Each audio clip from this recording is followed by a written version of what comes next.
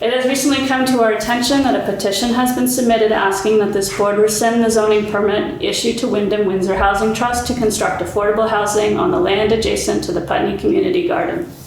Let's just get that part out of the way before I continue. The Select Board does not have the authority to rescind zoning permits, and consequently we cannot consider this petition. Our town attorney has confirmed this. For those who enjoy reading statute, the relevant citation is 24 VSA 4472. Now, let's talk about land rights in Vermont. The parcels currently owned by Gateway Associates are private land. Let me say that again. This is private land. Owning land comes with a bundle of rights. Those are the right of possession, the right of control, the right of exclusion, the right of enjoyment, and the right of disposition, also called fee simple ownership.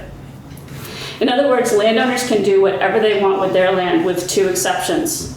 One, the town can levy taxes on it, and two, it is subject to federal and state statutes and, more locally, our town zoning regulations. There is no community process to check landowners' rights.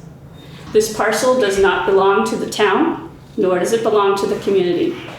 And while the current landowners have very generously allowed the public the freedom to walk on it and enjoy it, and even have a community garden and a farmer's market on it, it remains private land, with the landowners retaining the full bundle of rights as any other landowner in town.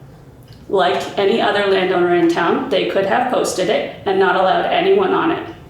They could have planted it to trees, or hayed it, or put animals to graze on it. They could have put a fence around it, or built a private residence, or put up solar panels, or a Dollar General, or a parking lot, as long as they continued to pay their property taxes and those uses conformed with federal and state law and our town zoning regulations. They didn't. They decided to sell it to a housing trust. That was their right as private landowners. You, the public, and we, the Select Board, do not have a say on who private landowners sell their land to or for how much.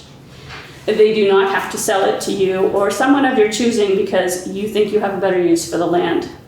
It's not your land, it's theirs. Now, let's talk about the permitting process. Windham and Windsor Housing Trust, which will soon be the new landowners entitled to all the same bundle of rights as all other landowners in the state of Vermont, decided that when they finally own these parcels, they want to place housing on it. Go figure. So they went through the process of obtaining a permit to allow them to do so. Again, you, the public, and we, the Select Board, do not have a say on what kind of structures a private landowner may put on their land. That would be a very different permitting model. That would be permits by popular opinion.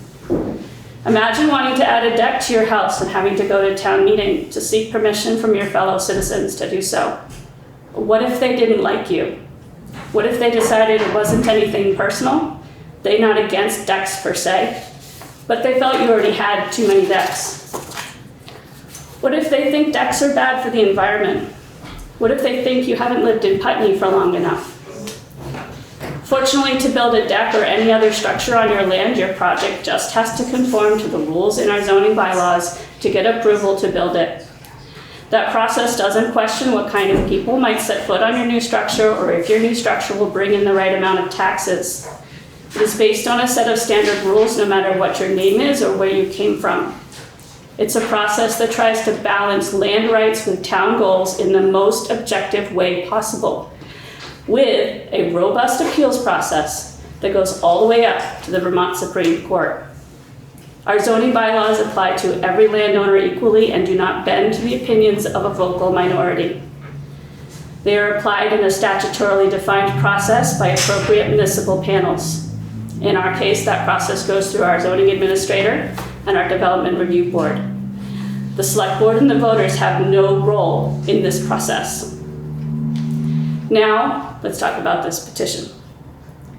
Regarding the unsubstantiated and frankly malicious allegations that members of the DRB, the Planning Commission, and the Select Board variously engaged in underhanded tactics in order to push this project through, I'd like to address some specific pieces of misinformation which continue to circulate and are vaguely referenced in this petition. One is that the DRB and/or the Select Board reduced the size of the DRB shortly before the WWHT permit was issued. This is false. On February 26, 2014, the Select Board voted to reduce the DRB from a 9-member board to a 7-member board. On March 9, 2022, the DRB, with a vote of 4 out of possible 7, 5 of whom were present, with 1 recusal, unanimously approved the project.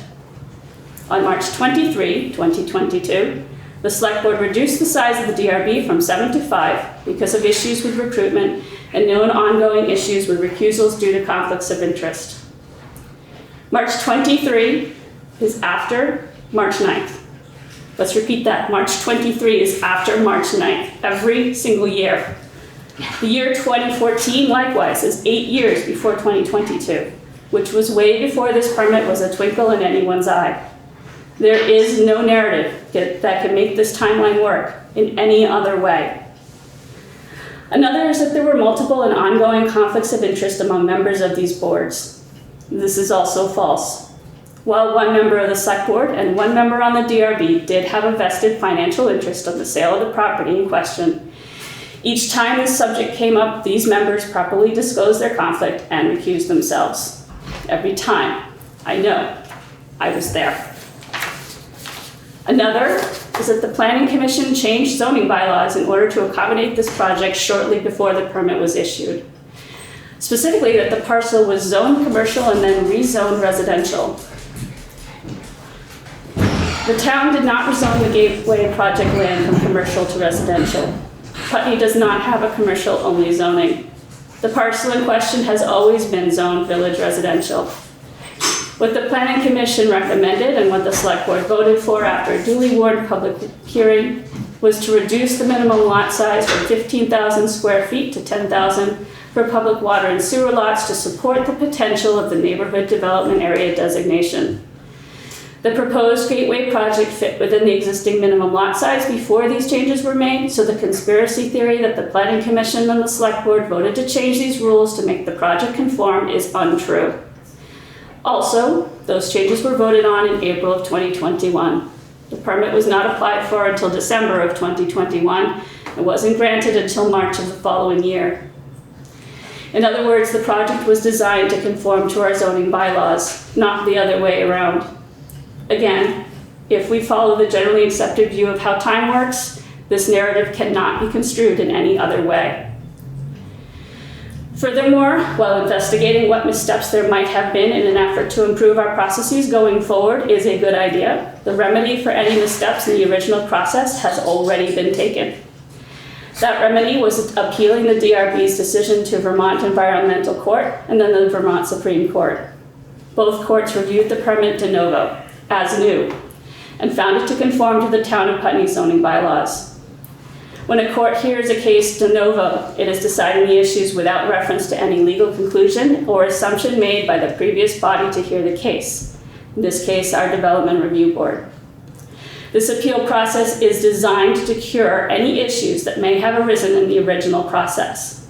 In other words, the courts upheld the permit approval objectively on its merits based on their legal interpretation of our zoning bylaws without considering the DRB's reasoning for coming to the same conclusion.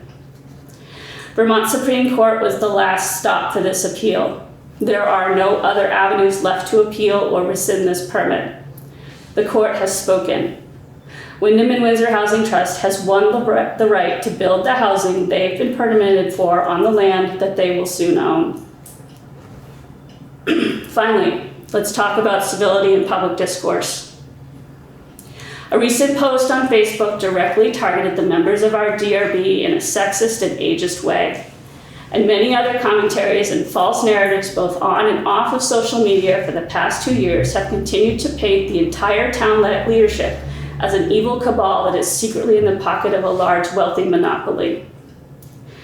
The subsequent inevitable comments target certain areas of town in denigrating terms, using coded language and dog whistles which disrespect and stereotype the people, our friends and neighbors, who call those areas home. I have also heard of former and current members of our boards and commissions being verbally accosted while going about their daily personal lives in Putney and accused of making out financially and personally on this project. One individual told me they have received hate mail. Another told me it's just par for the course. But it should not be par for the course. Healthy disagreement and discourse is one thing. Threatening and bullying is another. That is not okay. I expect better of Putney. Those comments and that sentiment and that downright disrespect for fellow town members and hardworking volunteers is not the Putney I know and love. Furthermore, when false allegations are publicly made against individuals and organizations on social media and elsewhere in order to tarnish their reputation, it is defamation and libel, neither of which are protected speech under the First Amendment. We are all members of this town, no matter where we live, or how long we've lived here, or who we rent from, or what positions we hold. I will say again, this particular issue has been arbitrated by our highest court, and they have spoken. It is over. It is time to move on. We have other issues we need to work on. I see a lot of energy and engagement right now around housing, which is great, but it is not being applied in a constructive way, and it is not looking forward. Please begin to use your energy in a way that truly helps form our future in Putney.